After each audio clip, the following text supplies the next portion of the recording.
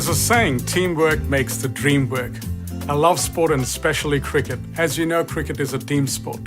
I remember every time we went onto the ground, we made sure all of us were willing to give our best, as we could not afford for anyone to be slack.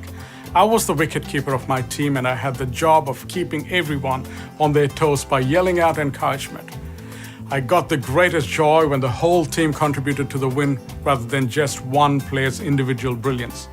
Teamwork really can make the dream work.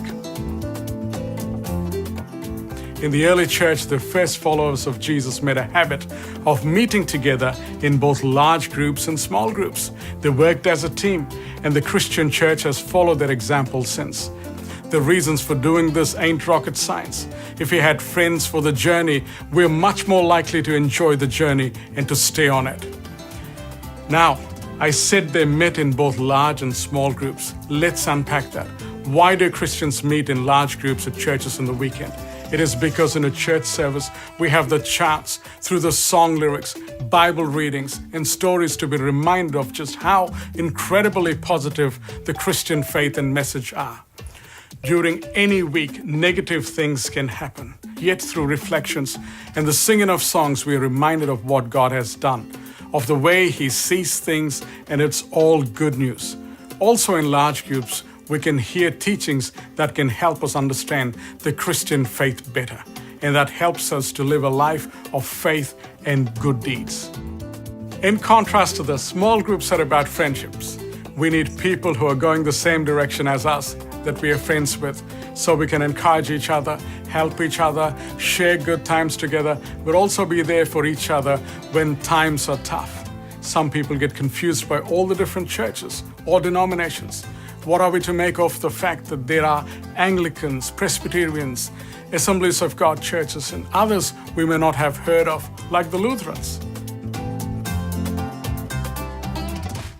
I'm an Indian, in case you can't tell. That means I like curry. Now you might think all curry is the same, but when you eat curry all the time, I'll tell you there are many types of curry. But at their core, they all have the same basic ingredients. They're still all called curry. It's like that with church. While there are exceptions, most denominations are like different types of curry. They have their different flavors. Some reflect on the deep stuff, while others focus on celebrating the good stuff. Some enjoy more contemporary music style, while others prefer the meditative content of the old hymns. But in all cases, they are hopefully seeking to follow teachings of Jesus without adding to them. There are lots of different flavors, but at their core, if they are following the Bible, they're made of the same core stuff.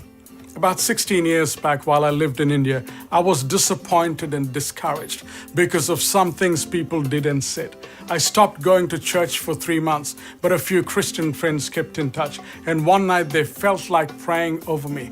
They prayed for God to give me the spirit of forgiveness and the strength to let go of hurts that I was carrying. Had this not happened, I can see that I may not have come back to serve God again. So I'd encourage you, if you have a Christian friend, to be bold and go visit their church with them.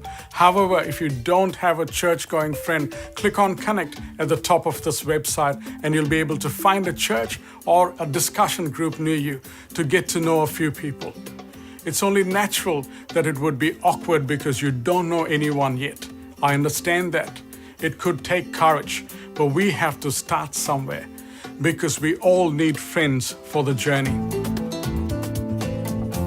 It is because of our desire as Christians to get to know God and to serve Him well with our lives that we commit to meet together in large groups and in small groups. There are a few questions below. We'll see you again once you've had a look at them.